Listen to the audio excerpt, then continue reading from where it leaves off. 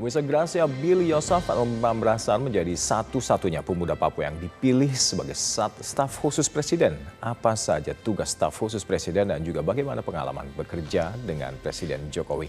Billy menceritakan langsung pengalamannya kepada reporter Metro TV Tambi Kartanegara dan juru kamera Agustin Loren. Dan ini sekaligus mengakhiri jumpa kita di Presiden Corner kali ini. Kita jumpa kembali pekan depan dan sesaat lagi Soccer Time akan hadir bersama Valentinus Reza. Tetaplah bersama kami di Metro TV. Assalamualaikum warahmatullahi wabarakatuh. Sore hari ini saya ingin mengenalkan staf khusus Presiden yang baru, yang tugas khususnya nanti adalah mengembangkan inovasi-inovasi di berbagai bidang. Di sini segera kita lihat anak muda semuanya. Pada November lalu, Presiden Joko Widodo mengenalkan staf khusus Presiden milenial atau muda yang dikenalkan kepada para media dan masyarakat. Nah, hari ini saya akan berkenalan dengan salah satu staf khusus Presiden spesial. Nah, sekarang saya akan bertemu dengan Selamat siang. Hai, halo Kak Billy. Halo, apa kabar? Baik. Baik, ini ada Billy Membrasar, salah satu staf khusus presiden, ya salah satu staf khusus milenial presiden ya, dari Papua gitu. Sekarang ini kegiatannya lagi apa nih Kak Billy? Ini saya lihat ada teman-teman. Oh, ya. ini kita dari PT Papua Muda Inspiratif. Kita adalah venture capital yang di-launching oleh Pak Presiden Jokowi pada tanggal 28 Oktober lalu memanfaatkan momen Sumpah Pemuda. Ini kebetulan ada teman-teman, ada direktur eksekutifnya juga di situ, ini teman-teman pengurus sehari-hari. Yeah. Jadi goals-nya kami adalah kami ingin menciptakan banyak sekali pemuda-pemudi Papua yang merupakan inovator dan ikut membangun Indonesia sebenarnya. Ikut membangun dari Indonesia Papua, ya. dari Papua. Nah, kan ini kan Kak Billy juga menjadi sorotan banyak orang karena kan kami menjadi salah satu-satunya kan perwakilan dari anak-anak muda Indonesia Timur yang dipanggil khusus oleh Presiden Jokowi untuk menjadi staf khusus. Cerita dong gimana selama ini pengalaman menjadi staf khusus Presiden, apa saja yang sudah Kak Billy berikan masukan kepada Presiden Joko Widodo selama ini? Saya pikir agak shock juga, lebih kepada public reaction. Jadi tiba-tiba menjadi perhatian publik itu juga cukup exhausting, cukup melelahkan, tetapi exciting, sangat excited sekali untuk bisa berkontribusi buat mewujud nyatakan permintaan-permintaan Bapak. Jadi Bapak meminta beberapa hal, tolonglah dikonsepkan pembuatan Youth Creative Hub di seluruh provinsi yang ada di Indonesia. Sekarang lagi saya kerjakan konsepnya. Jadi kita akan membangun space yang ada di beberapa provinsi untuk tempat anak-anak muda ngumpul dan membuat ide bisnis. Lalu sebenarnya nih ya, kan banyak mungkin publik yang bertanya nih, sebenarnya tugasnya staf khusus presiden itu apa aja sih gitu, terus kerjanya tuh seperti apa gitu, kalau misalkan ikut kunjungan kerja presiden berapa lama, seperti apa teknisnya? Jadi yang satu yang perlu diingat bahwa kami bukan eksekutor. Oke, baik. Lembaga eksekusi adalah kementerian dan lembaga yang terkait. Mereka tetap yang memiliki hak untuk mengerjakan eksekusi program-program tersebut. Klien kami adalah Pak Presiden. Pak Presiden meminta masukan, meminta input, makanya Pak Presiden menyatakan teman diskusi. Jadi menurut kalian gimana sih? Menurut kami begini Pak, gitu. Kami memberikan masukan, selebihnya Pak Presiden lah yang memutuskan mengambil, mengikuti atau meramu lagi masukan kami untuk kemudian dia ejawantahkan dengan kementerian dan lembaga yang terkait.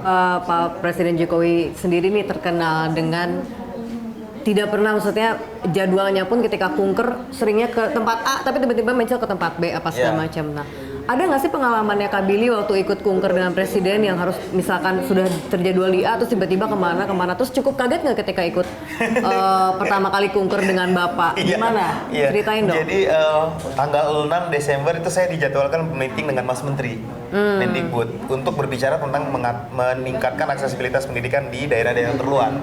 So saya sudah prepare presentasi saya itu seminggu sebelumnya. Jam 10 malam masuklah telepon dari Sespri Bapak. Bapak minta ditemani bapaknya besok ke Cilegon. Tiba-tiba itu ya? Iya, malam itu. Jam berapa saya siapnya? Jam 7 pagi kita naik helikopter. Dari mana? Dari Istana Bogor. Dan rumah saya cukup jauh, jadi kontrakan saya cukup jauh, jadi lumayan tuh. Pagi-pagi subuh sudah melangkah ke sana. Dan untuk pertama kali dalam hidup naik helikopter, itu kejadian menarik pertama. Kejadian menarik keduanya adalah pada saat kita kan ring satu, kita harus berbelok ke kanan, karena ke kanan itu adalah jalan yang sudah dibersihkan oleh Pas Pampres, sudah clean demi keamanan kami.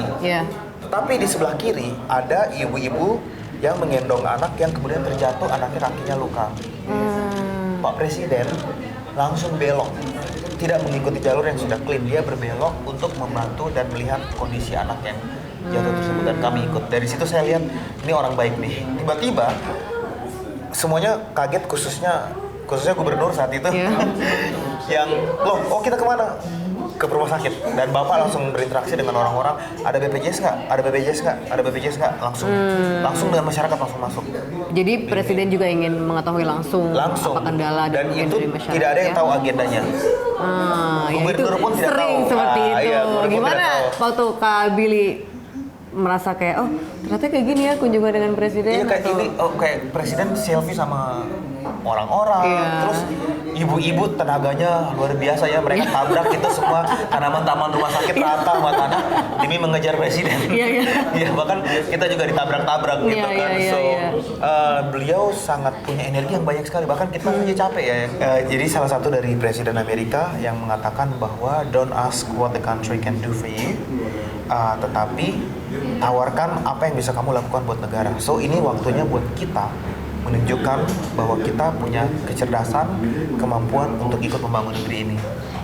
Baik, terima kasih Kakak Billy atas waktunya. Terima kasih banyak. Mengganggu rapat dengan teman-teman. Semoga semakin maju dan bisa membangun negeri ini dari Papua untuk Indonesia semuanya. Terima kasih sekali lagi. Terima kasih sudah datang ke sini. Iya, sama-sama. Itu dia tadi obrolan saya dengan salah satu staf khusus Presiden dari Jakarta, Tami Kartanegara, Agustin Lawrence, Metro TV. Saya sebagai terutama anak muda Papua, saya pikir ini sebuah kebanggaan ya. Jadi bahwa anak-anak muda Papua sudah diberikan apresiasi bahwa ternyata secara kualitas anak-anak Papua ternyata walaupun banyak yang mengatakan bahwa banyak tertinggal dari sisi pendidikan, tapi ternyata dia mampu bersaing di tingkat nasional maupun internasional. Dengan itu dibuktikan dengan salah satu anak muda Papua seperti Kak Billy Mambrasar dipilih sebagai salah satu staf khusus presiden. Jadi saya pikir ini kebanggaan dan motivasi buat semua teman-teman atau anak-anak muda Papua untuk bahkan bisa lebih lagi sebenarnya dari apa yang dilakukan oleh Kak Billy saat ini. Secara pribadi untuk Bapak Presiden, apa yang dilakukan anak-anak muda Papua saya pikir sudah banyak sekali, tapi mungkin hanya belum dikasih kesempatan. Saya pikir harus semakin banyak dikasih kesempatan sehingga anak-anak muda Papua ini lebih berani lagi, lebih percaya diri, dan dia tidak merasa sendiri. Khususnya dari teman-teman di Papua untuk Bapak Presiden, kami percaya akan kepemimpinan Bapak sebagai Presiden Indonesia. Kami memberikan amanat seluruh orang Papua di tangan Bapak Presiden. Jadi masalah pembangunan, masalah sosial, masalah hak asasi manusia yang selama ini jadi permasalahan di Papua, kiranya di pemerintahan Bapak kali ini bisa terselesaikan. Biar kedepannya anak-anak muda Papua ini bisa terus maju, bisa membangun Papua dengan cara-cara milenial, cara-cara kekinian, dan juga bisa menunjang seperti apa yang sudah Bapak Presiden bilang, yaitu adalah SDM unggul, Indonesia maju. Metro TV, knowledge to elevate.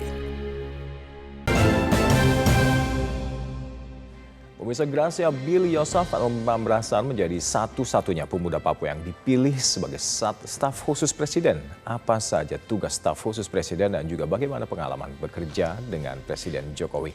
Billy menceritakan langsung pengalamannya kepada reporter Metro TV Tami Kartanegara dan juru kamera Agustin Lawrence. Dan ini sekaligus mengakhiri jumpa kita di Presiden Corner kali ini. Kita jumpa kembali pekan depan dan sesaat lagi Sokol Time akan hadir bersama Valentinus Reza. Tetaplah bersama kami di Metro TV. Assalamualaikum warahmatullahi wabarakatuh. Sore hari ini saya ingin mengenalkan staf khusus Presiden yang baru, yang tugas khususnya nanti adalah mengembangkan